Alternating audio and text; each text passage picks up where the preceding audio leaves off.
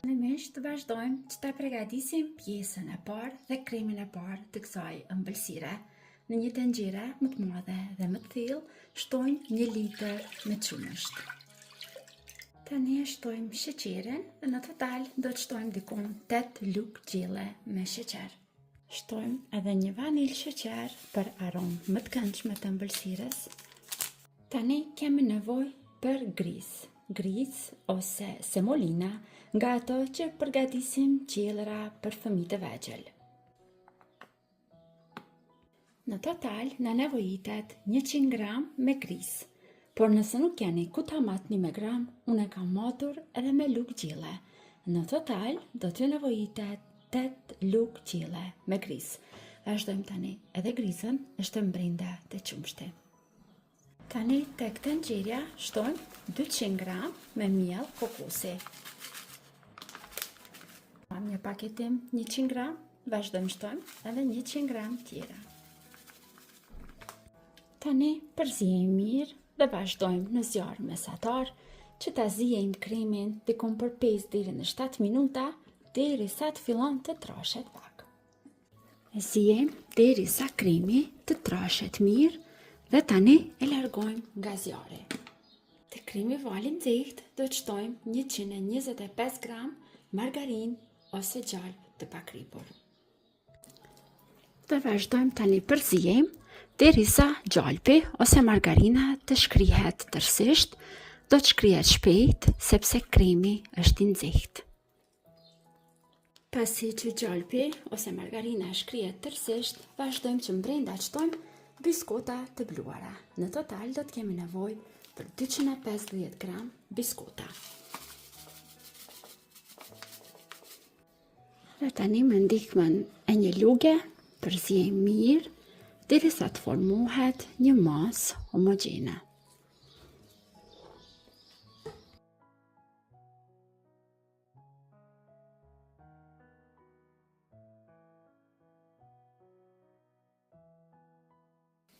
Pasi e shtrojmë në tepsi pjesën e parë, e largojmë anësh dhe lëvëm që të ftofet, vazhdojmë që ta përgatisim pjesën e dytë me krem.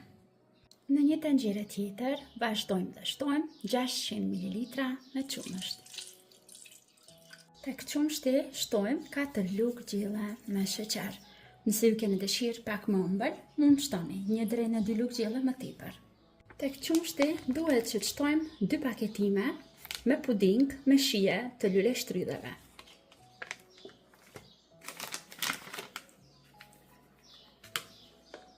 Vazhdojmë me zijejmë në zjarr mesatar derisa pudingu të fiton trashësinë e dëshiruar.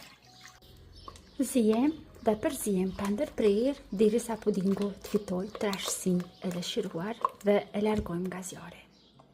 Tani tek pudingu vali nxehtë shtojmë edhe 125 gram tjera të margarinës të mbetur. Dhe përzijejmë tani derisa gjalpi të shkrihet. Do të shkrihet shpejt nga nxehtësia e kremit, mjafton vetëm që ta përzijeni mirë. Pasi përzijemi mirë dhe gjalpi shkrihet tërësisht te pudingu, vazhdojmë që brenda shtojmë 200 ml krem pana për ëmbëlsira. Dhe vazhdojmë përzijemi përsëri tani derisa të bëhen bashkë dhe të lidhen gjitha produktet që i kemi shtuar në brenda në tenxhere.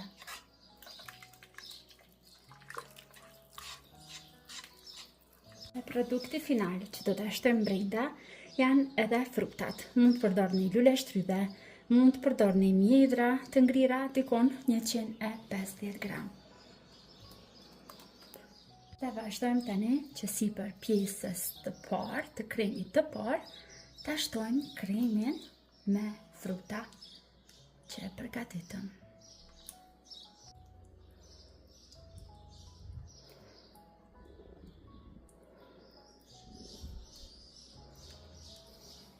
Lejojmë tani që ëmbëlsirat ftofet në frigorifer dikun për 3 deri në 4 orë, shtrëngohet mirë, pastaj vazhdojmë që ta shërbejmë dhe ta dekorojmë sipër. Pasi është ftofur ëmbëlsira dhe shtrënguar mirë për disa orë në frigorifer, sipër vazhdojmë e dekorojmë. Unë po e bëj dekorimin me shlak krema në ngjyrë roz. por mund të bëni dekorimin sipas dëshirës së juaj. Dhe të dashur miq, pasi që e dekorojmë, ëmbëlsira është gati. Vazhdojmë dhe shërbim një pjesë dhe si në çdo video recet, edhe në këtë video do ta bëjmë demonstrimin nga afër.